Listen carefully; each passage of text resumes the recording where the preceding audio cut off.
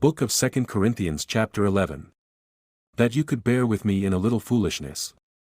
Indeed, do bear with me. For I am jealous for you with a godly jealousy. I promised you to one husband, to Christ, so that I might present you as a pure virgin to him. But I am afraid that just as Eve was deceived by the serpent's cunning, your minds may somehow be led astray from your sincere and pure devotion to Christ. For if someone comes to you and preaches a Jesus other than the Jesus we preached, or if you receive a different spirit from the spirit you received, or a different gospel from the one you accepted, you put up with it easily enough. I do not think I am in the least inferior to those super-apostles. I may indeed be untrained as a speaker, but I do have knowledge. We have made this perfectly clear to you in every way. Was it a sin for me to lower myself in order to elevate you by preaching the gospel of God to you free of charge?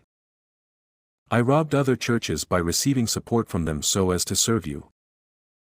And when I was with you and needed something, I was not a burden to anyone, for the brothers who came from Macedonia supplied what I needed.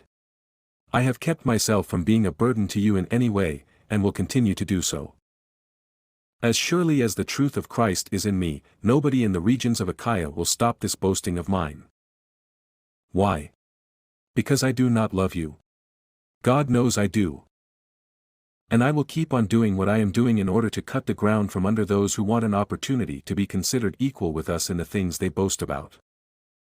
For such people are false apostles, deceitful workers, masquerading as apostles of Christ. And no wonder, for Satan himself masquerades as an angel of light. It is not surprising, then, if his servants also masquerade as servants of righteousness. Their end will be what their actions deserve. I repeat, let no one take me for a fool. But if you do, then tolerate me just as you would a fool, so that I may do a little boasting. In this self-confident boasting I am not talking as the Lord would, but as a fool. Since many are boasting in the way the world does, I too will boast. You gladly put up with fools since you are so wise.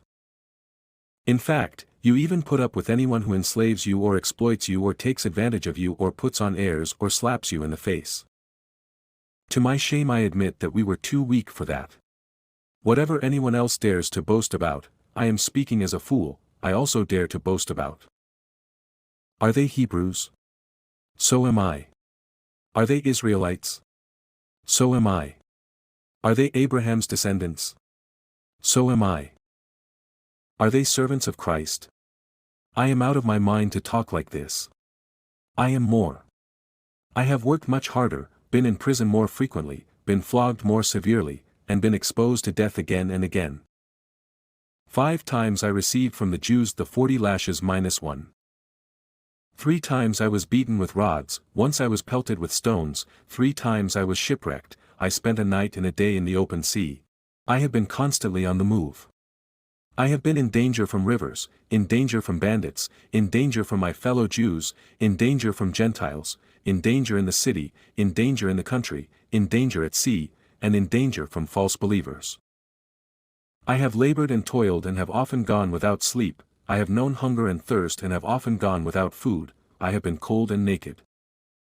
Besides everything else, I face daily the pressure of my concern for all the churches. Who is weak, and I do not feel weak? Who is led into sin, and I do not inwardly burn? If I must boast, I will boast of the things that show my weakness. The God and Father of the Lord Jesus, who is to be praised forever, knows that I am not lying.